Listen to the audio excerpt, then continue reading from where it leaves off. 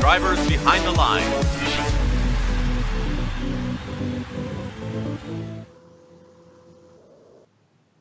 Good evening, everyone, and welcome to Season 4 of Behind the Lines, where we're bringing the experts to you. I'm RUTH TOOMEY from RSN, and this week we're going to be discussing how to cultivate your team and community culture. Tonight we're going to have a presentation and discussion with St. Louis World Championship Chairman's Award winners, 2614 Mars, followed by 30 minutes of Q&A with you, the audience. Before we hand it off to our experts, we do need to mention that the views expressed by Behind the Lines hosts and guests are those of the individual and do not necessarily reflect the views of FIRST or FIRST participants. And don't forget that you can submit questions to us throughout the show by tweeting at RoboSportsNet with hashtag FRC2614, by post or message on our Facebook page, or by typing !Q into the Twitch stream chat. With that, I'm really excited to have three well-versed experts with me again today. We're going to let them introduce themselves. Shannon, you go ahead first. Hi, I'm Shannon. I'm the Mars Vice President of Non-Technical Affairs. I'm a senior in high school. This is my 4th year on the team. And as the VP of Non-Technical Affairs, I lead outreach, our award submissions, business, and media. Excellent. And we also have Ethan with us today. Hi, I'm Ethan. I'm the Vice President for Technical Affairs on Mars. I am also a senior in high school. This will be my 4th year on Mars. I run everything that has to do with our robot, any technical projects that we're doing. That's excellent. And rounding out our guest tonight is Dr. Earl Seamy, 2012 National Woody Flowers Award winner and head mentor for Mars. Hi, I'm Earl Seamy. I'm a professional scientist and coach of FRC teams and former coach of FLL teams, and I get to work with these great kids. That's fantastic. So viewers, tonight we're going to be examining FIRST culture from a team and community aspect. And we're going to talk a lot about how the team can grow and foster that for years to come. Just a quick heads up, what tonight's Behind the Lines is about is not how to win the Chairman's Award, it's how to lay and grow a good culture for your team. With that, take it away with the presentation, guys. All right, so again, we're going to talk to you about team culture, and we really want to focus on how our culture is unique and how we can take aspects of our culture and maybe apply them to your own team, try and improve your team culture. So Mars sees our culture as really revolving around a purpose. We want to create a group of passionate, well-rounded students dedicated to our mission, and having a clear purpose for everyone to get involved with and get engaged with really improves how your culture operates. Just everyone knowing what they're here to do keeps everyone together, keeps everyone focused on whatever your mission is, improves your culture. You have a more positive culture. So Mars, first of all, is a community team. We work on a site that is not a school. We work at the local university.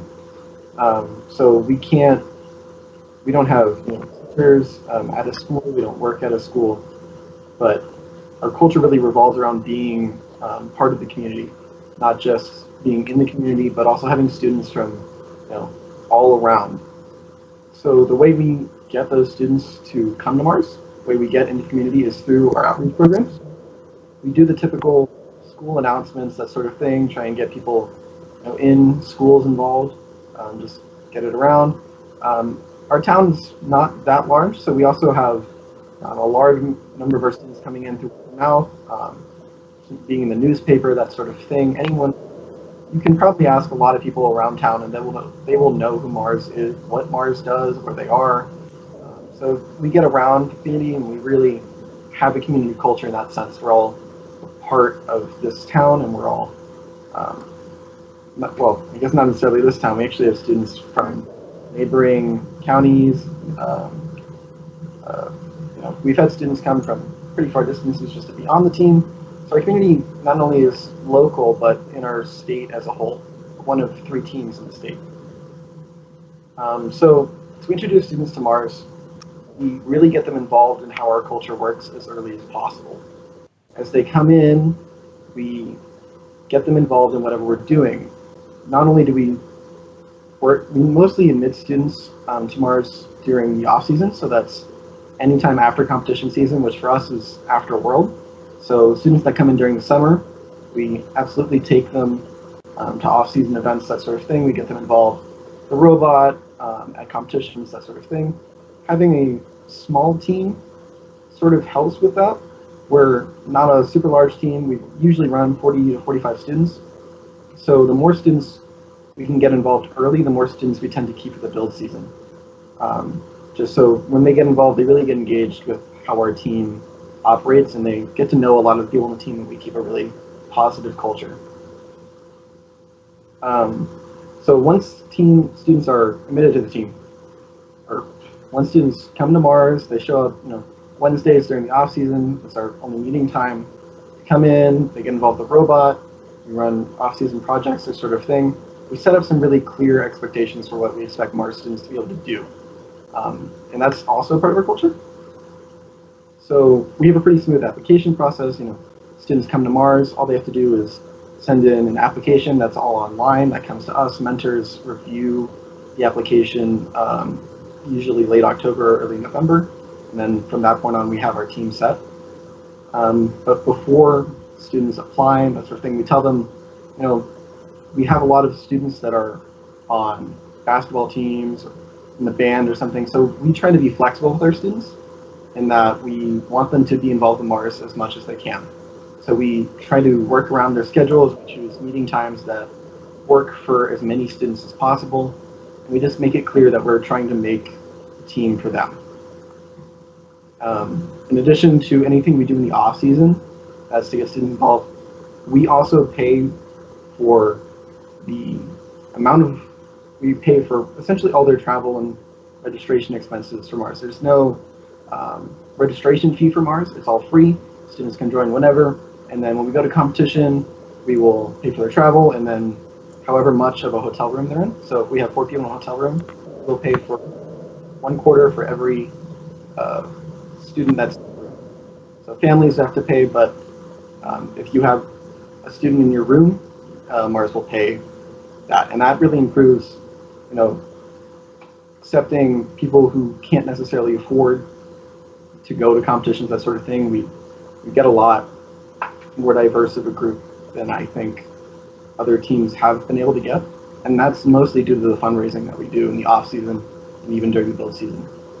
We also make it clear to students that we have a culture of professionalism. At all times, Mars students are expected to be graciously professional and are always courteous to other teams, other people, members of the community. We try to set up as good an image in our community and in the FRC community as best we can. In addition to that, students are also expected to put school ahead of the team. Whatever students are going through, we have a lower limit on what your grades are to be able to be on Mars. That's just because we really care about getting people to continue to do what they're doing, but also being part of a Mars in that sense is a privilege for doing so well. We've had team members who have had struggles in that sense and brought up their grades so they could be on Mars. We also keep a pretty good culture through keeping open communication with every member of the team. We primarily use an email listserv, which is just a humongous group, everyone on Mars getting emails. So we send those emails pretty much daily at this point. They have anything to do with what's coming up the next week, the next month, that sort of thing, organizing the team. On the team, we, during the build season, have team meals. And then Wednesday nights, we always go out to eat together at the student union on the WVU campus. So we always eat together. We always try to stay together throughout the practice. During the build season, we have families come in and cook for us because it's too much trouble for us to go out and find food. So that also really builds our culture, keeps us positive, keeps us together. We're spending a lot of time together just outside of robotics, that sort of thing. Recently, we've been trying to sort of cultivate a more interlocked culture by having Slack groups, which is something new we're trying. we're trying to get people involved in talking to each other outside of Mars. Because sometimes, one person from one section of the team doesn't talk to someone else, and we're just trying to bring them all together. So as I said, we keep all students engaged all year. We run off-season projects. We have, I think, 4 or 5 going right now, and that's all technical projects and outreach projects. So things we care to the students. Last year we did a group activity at the Mountaineer Ropes course. So we take all of our students out, we have a good time, just trying to build sort of a family culture where we all support each other, but we all have a good time. It's not just about building robots for us. And then keeping students passionate and engaged in Mars is also a key factor. What we do, we try to give them a voice as much as possible. 2 years ago, we instituted the Student Leadership Council system. So we have the students of the team vote for their leaders who have power over what the team is doing, over what our mission is, that sort of thing. We also try to get everyone involved in outreach, as we are very much an outreach-based team. We do a lot of outreach. We created what we call task forces, where we involve every student has to be on a task force. So we have task forces for First Lego League, First Tech Challenge, Vex Robotics, that sort of thing, different programs we run throughout the state. And so every student being in those programs is a huge part of what keeps us together during the off season. Certainly FLL is a huge part of what we do in the off season. And that's probably our biggest group because we have so much going on. It keeps that group pretty close together. So I just want to add one thing to Ethan was talking about retaining students. One thing that I think is really important that teams can do to that is to be very vocal about the resources that FIRST as an organization offers, like the scholarships or internship opportunities, which we're able to get a lot of our students to local internships in STEM fields, and a lot of the time with sponsors or partners of ours. And just making sure that students are aware of the opportunities that they have external to just being on the team. And I think one effect of this is that we've had a 100% post-secondary education rate as a team because we're so vocal about, hey, here are your options for post-secondary education, we'll help you through, we'll help you see what your options are. And specifically, we have about 80% of our students majoring in STEM fields. So being on the team really is a huge force in our futures as students. Okay, so community culture. So I think really the purpose of any team, whenever they're reaching out to their community, is they really want to build and be part of a community that supports and encourages your mission. And I think organizations, businesses will do that because they see passion from your students. And this really aids in the sustainability of both your team and all of your outreach efforts. And for this reason, it is the first step of our Mars plan because we think making those connections within the community, having just general visibility, like being at events, parades, and things, will make people more aware of what you're doing and more supportive of that.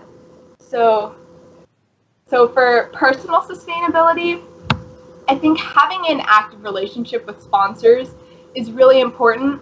Make them passionate about your work too, because then they'll continue to support you. So for example, we do sponsor presentations. We like to have partnerships rather than sponsorships. So for example, we have a huge partnership with NASA IB&V here in West Virginia. So they sponsor us and they really help us out as a team, but then we also work together to lead the entire state robotics program. So we are helping each other, and the Mars students are referees for FLL events all around the state. Almost all of our state qualifiers Mars kids will be at, and just general support for teams. And I think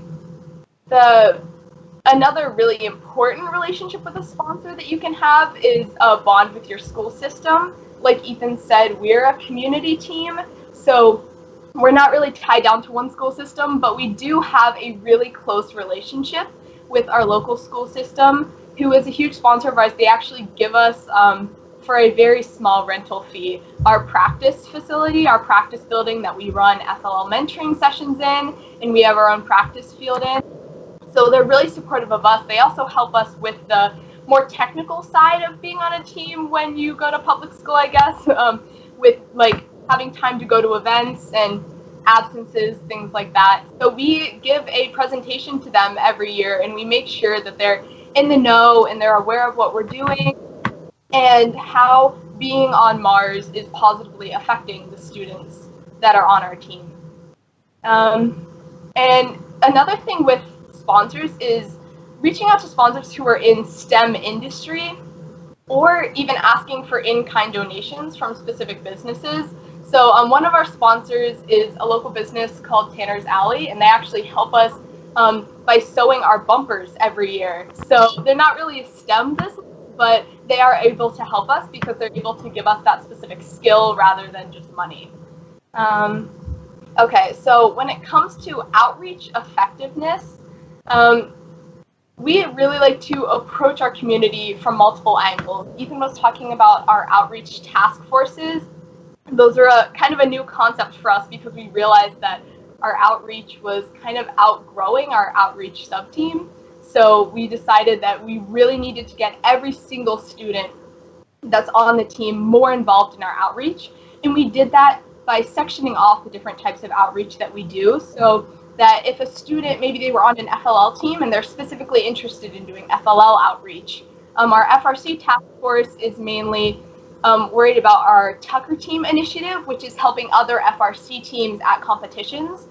So these are different outreach task forces that really deal with different aspects of our outreach and can specifically use different skill sets of students.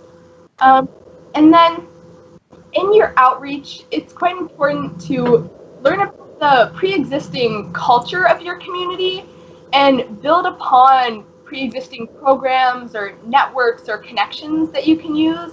Like I was talking about our bond with the school system. Actually, because of that and our work with NASA, we're now implementing FLL teams in some of our middle schools that the state decided was actually a retention tool and would help these students stay in high school and then move on to post-secondary education.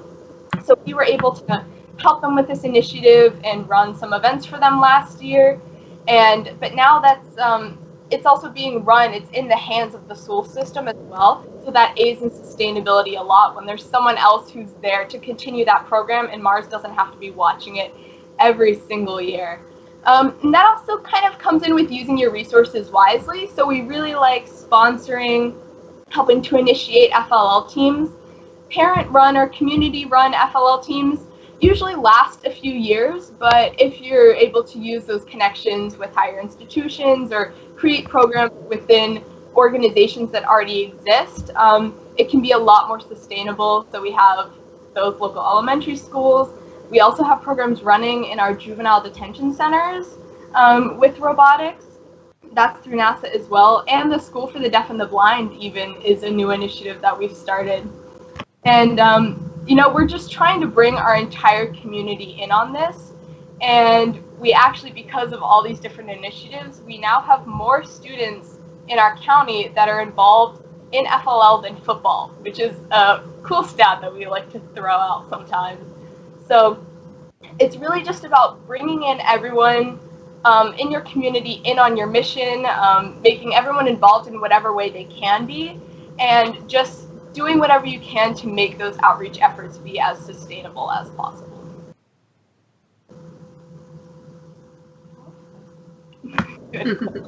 Yeah, so I don't even know where to follow up on that. Let me just say that starting a FRC team, it seemed like an easy idea 10 years ago, and that we would, you know, build robots, have a program that maybe reach out to the community in some modest way. And I think it was very early on in the first year of the program. You know, I asked the kids, what do you want to do? Where do you want Mars to go? And they said, well, not very far. We just want to change the entire state.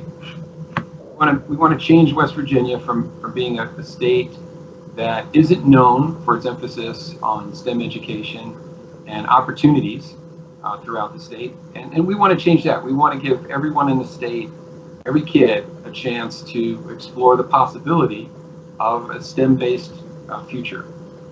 And that's what the kids decided. And so the operation of the team has been that way for the last 10 years. And really, I just try and keep up with them. They're always, now it's, okay, we're not just going to do West Virginia, we're going to start programs in India, we're going to start programs elsewhere, we're going to, let's try and change the rest of the rural United States. That's where the kids go, and it's been an exciting ride. That's really excellent. It's great to hear all of this from you guys. Let's head into the Q&A portion of the show. I think we've got the first question here coming up shortly. And this question comes from the Twitch chat. Where do your students find themselves after Mars? Do they go on to college? Do any have success finding jobs and internships due to their first experience? I know you touched a little bit upon that during the presentation, but we'd love to hear a little bit more in depth about that. What happens to the students after they've gone off to college? Where do they find success as a result of the culture that the team has grown and they've been a part of? Why don't you guys take that, and I'll fill in if you miss any high point. So a lot of our students do tend to go to college. Many of them go to the local university, West Virginia University. Many of them are engineers, but obviously 20% of them don't go into a STEM field, but that's not necessarily a bad thing. We encourage our students to be creative, that sort of thing. We've had at least one student go to a vocational school instead of college, but that's still secondary education. Certainly, we have a huge amount of internships that we get from participating in Mars through our partnership with NASA. We have a lot of students go get internships at NASA during the summer, and NASA sees, oh, you've been working with Mars. That's great to hear. We'd love to have you as an intern for NASA. We've also had students get jobs with some other sponsors over the years, some local high-tech companies. And in terms of finding jobs, we've had students work at DECA, at the Dean Kamen's company. A number of our students are in college on FIRST scholarships. This year alone, we have, I think, 3 students in college at different ages right now on FIRST robotics scholarships. So it's been a huge boon to many of the students.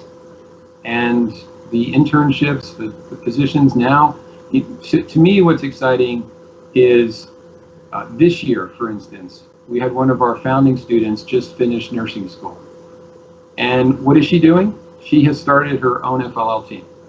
And she's working with us, running an FLL team. And I hear her walk through with her team sometimes at events. And I hear myself 10 years ago talking to her when she was in 5th grade and trying to get the team in the right direction and get the kids organized. And I hear her saying those same things. And it just makes me giggle.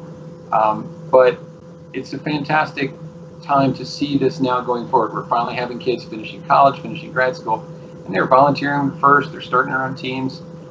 They clearly thought it was an important life experience, and now they're giving it back. And to me, that's the best part of it. Yeah, so it sounds like you've been laying a really good back and forth foundation with those sponsors and encouraging your students to apply for those scholarships and helping them to succeed and helping them help others to succeed down the road. It's all coming full circle for you guys.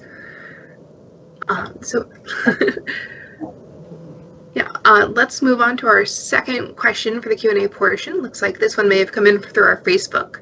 How can we keep our students engaged in important but less exciting off-season activities like fundraising and training?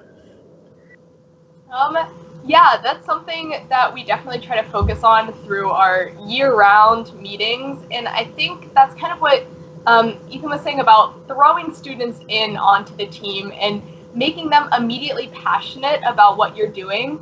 So for example, with fundraising, have them be aware of where that money is going, how it's supporting them in the future. And obviously the training is going to be helping them succeed on the team and hopefully rise in the ranks and be able to help the team as much as possible.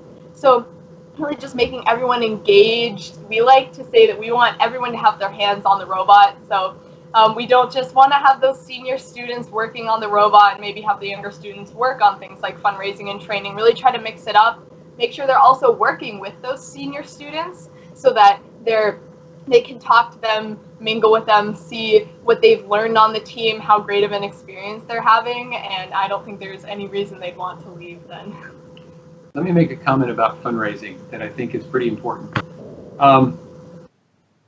One of the things I've tried to do with the team is we have not historically done things like a car wash for fundraising.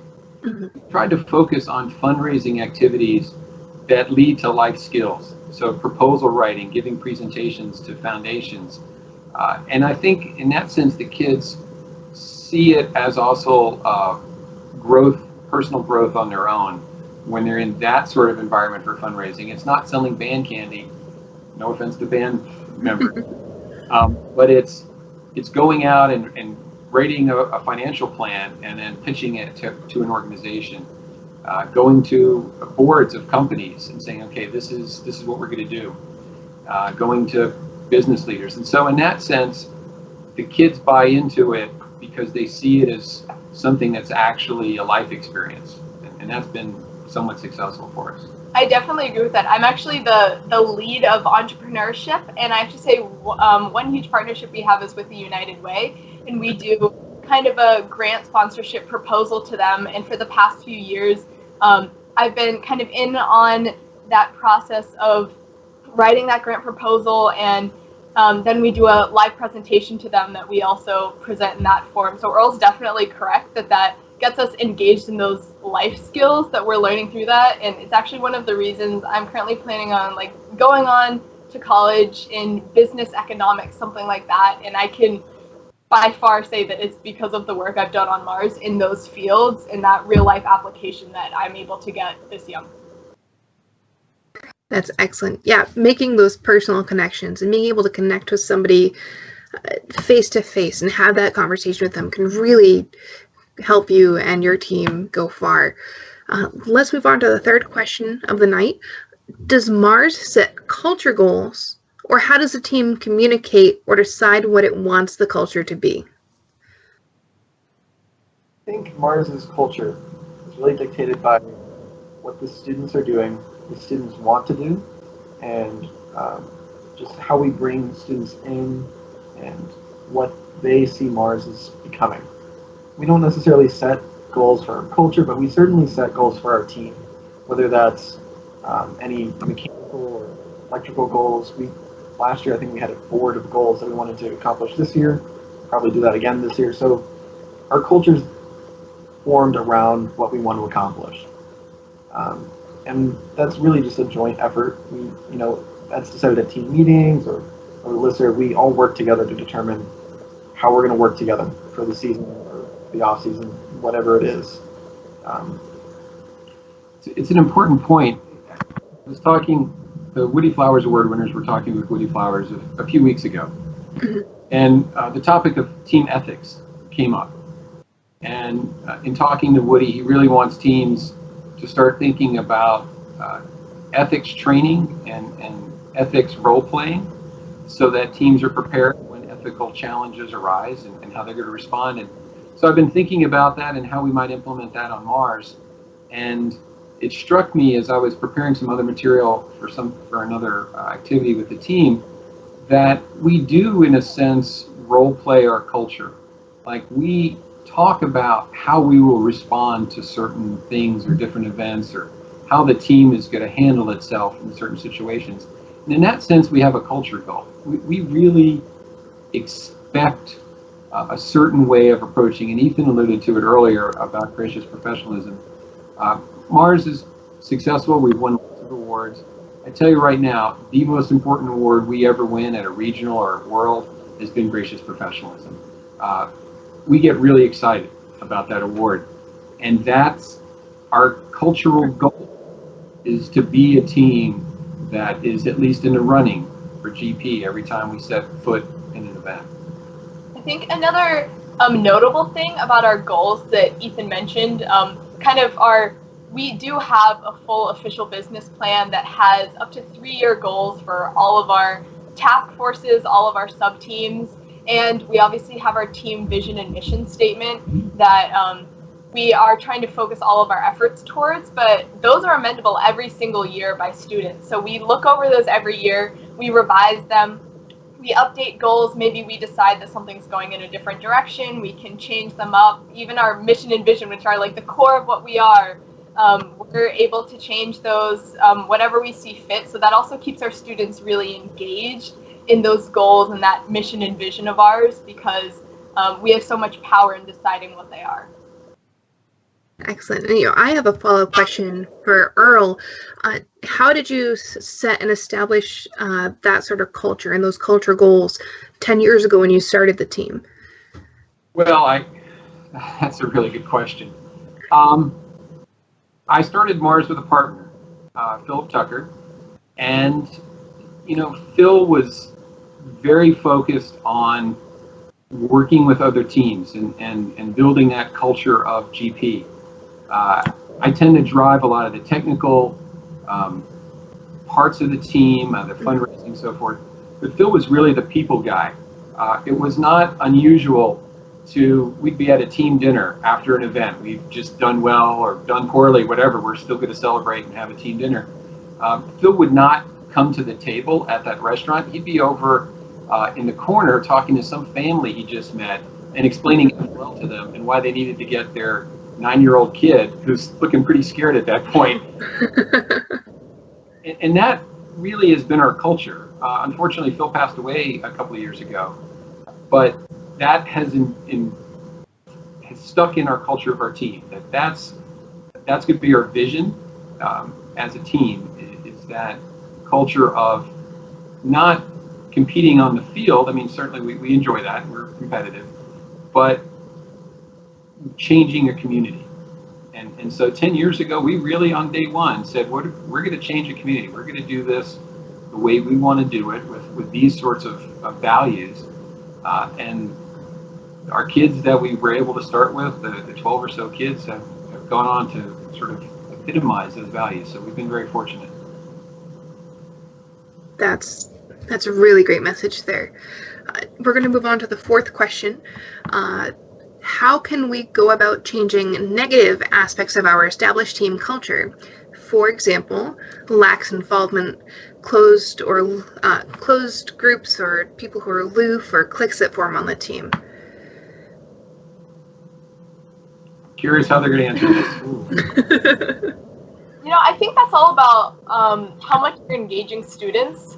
So specifically with cliques on the team, Ethan mentioned our team meetings and team dinners that really strive to break those up and make everyone interact as much as possible and have everyone be in the know about what the different sub-teams and different groups of people are working on, so that we're all comfortable interacting with each other and just being involved in the team as a whole, rather than just one tiny sub-team or part of the team that we're kind of stuck within. Lax involvement. Well, about lax involvement, I mean, there are certainly students that will come on, they're not very engaged, not very interested, but we try as a whole team, our mentors and other students, we try to get them involved in something they care about. If they're, an art student, they love graphic design or something, we'll find them something to do. Maybe they'll work on the website or something like that. They'll do art for the team. We try to find something that everyone loves to do. Our robotics team is a very broad sort of place where you can have a lot of different people, a lot of different things. So if you can just find that one thing that a student's really passionate about, and you can bring it into Mars, they get engaged. It breaks up the, I don't really want to do this, I'm not sure why I'm here. If you can find something for them to do, they're going to love the program. Yeah, students sometimes bring their own baggage is probably the wrong connotation for the word, but they bring their own interests, and sometimes now the team does something different because of that. So you have to be open to changing the roles on a team to accommodate students. Yeah, the students who are very involved, like these two, I never have any worry about whether or not they're going to be lax involvement. I certainly have kids on the team who aren't fully engaged. We deal with that somewhat in the application process, since we have teams. One thing that Ethan didn't say, so when students apply to Mars, they apply for their first year, and their second year on the team they have to apply as well. So we have a second shot to say, well, you really weren't very engaged. Your spot's pretty highly prized. Either you're going to get engaged or you're not going to be on the team. And then once you've been on the team for 2 years, you're on for as long as you want. So that's kind of part of how we try and deal with lax involvement. So we have had students after their first year who say, this really isn't for me. We're like, okay, everyone's life is not the same. And we will encourage another student to hop on the team and with goodwill with a student who might have only stayed on the team for a year. Excellent.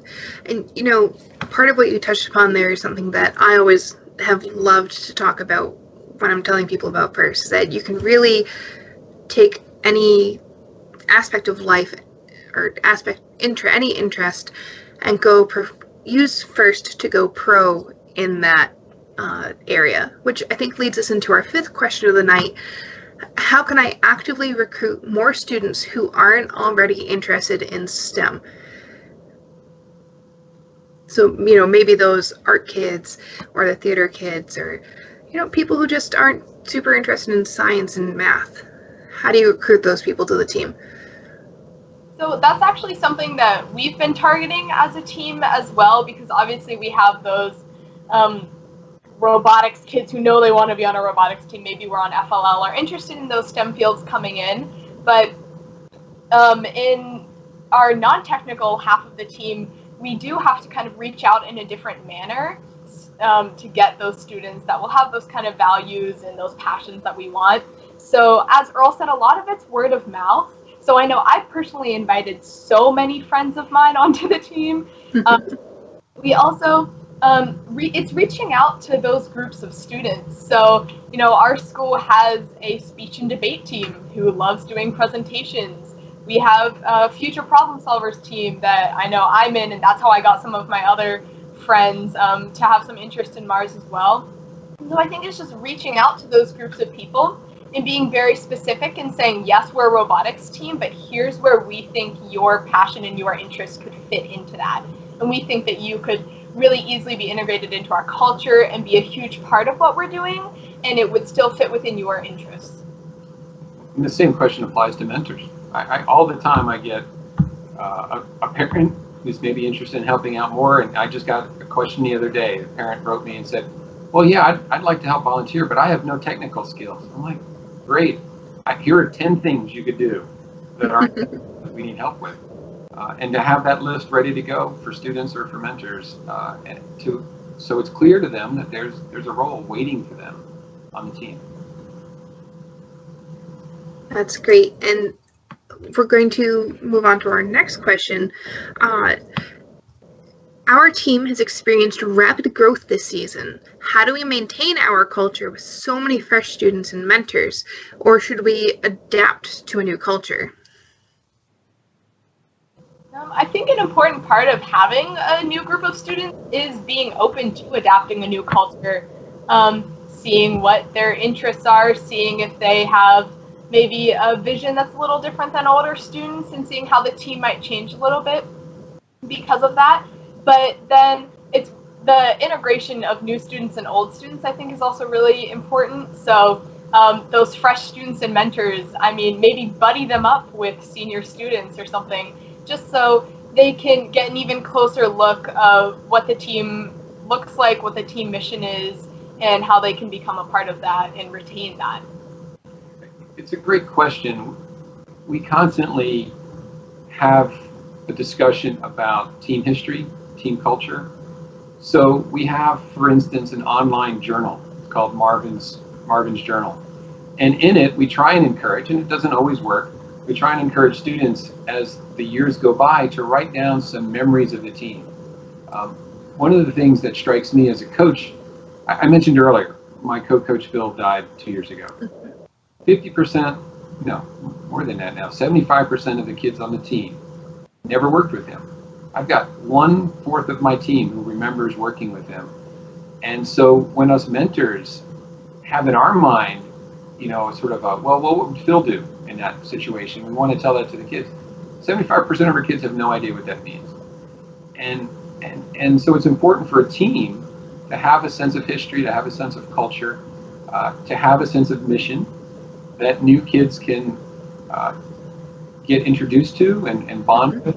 And so we try as best we can, show old videos, talk about team history, to develop a sense of history for the team. Schools do this with mascots and football teams and that kind of thing. FRC teams need to keep track of their history. And that makes, it grows and it evolves, but it's an important part of the team culture. That's a really good answer. I think we're going to move on to our last question of the night. This one is, how can I get my school or community to be more supportive and involved with the team? We have not been able to get involved with pep rallies, assemblies, or town parades just yet.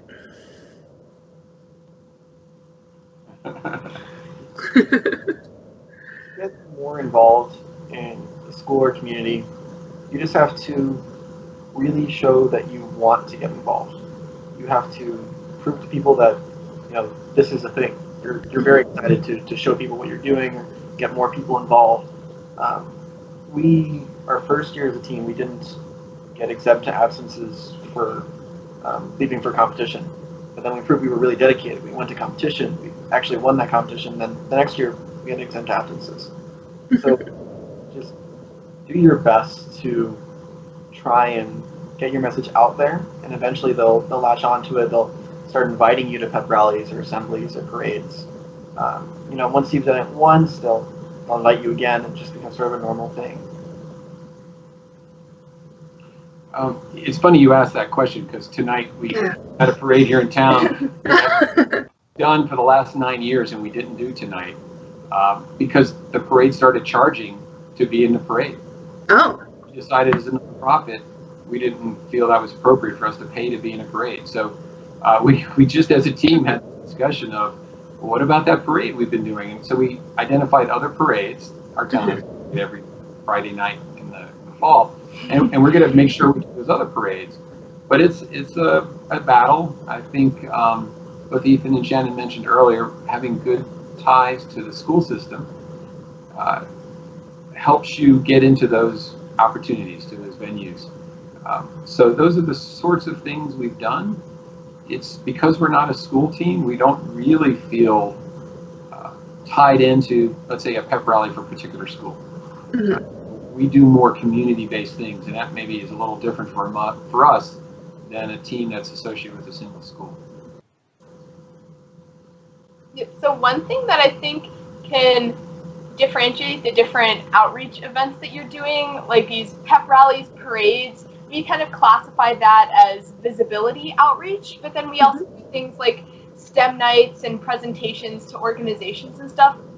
That those are really the events that you get to interact more closely with people, and they get to actually see your mission and what you're doing, and that in a way can elicit more support from the community if they have a closer relationship with you than maybe just seeing you in a parade or your robot in a pep rally or something like that. Those are all really good answers. Do any of you have some last motes of advice for our viewers at home? Crickets back. I think your questions about culture are really important. Mm-hmm.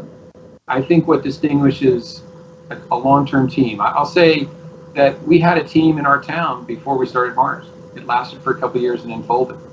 And it actually has some very famous alumni. One was in town the other week doing a book signing. She's a famous TV personality now. So they had some success, but they didn't have a culture of reaching out to the community, and the team folded. And so the idea of building culture, building a team vision, whatever that vision is, whether it's, change my school, work with this other school, change my state. We were fortunate that we had a state that needs a lot of help. And so it's fairly easy to define mission for us to look at the entire state, identify ways to work with the state. But having a sense of mission, a sense of purpose has always impressed me for this team, because the kids created that sense of vision, that sense of purpose, much to my surprise, honestly, and much to my detriment of my life during build season. But you know, the kids push that, and as long as they're willing to keep having those ambitious visions, I think it really binds them together. I think that's an excellent point to end the show on. Shannon, Ethan, and Earl, thank you so much for joining us tonight on Behind the Lines. To the viewers at home, thank you for joining us. I think we've learned some really great stuff tonight about culture and how to build it and how to keep it going and growing. And